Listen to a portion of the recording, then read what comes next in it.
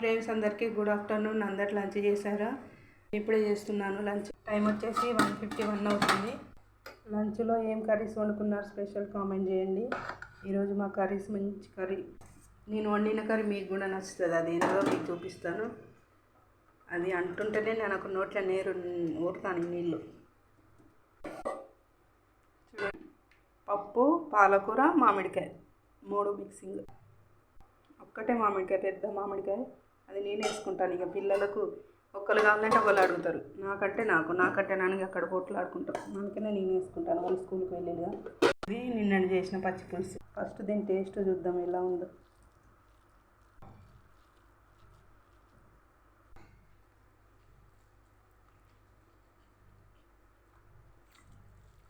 Super, పుల్లగా కారకారంగా.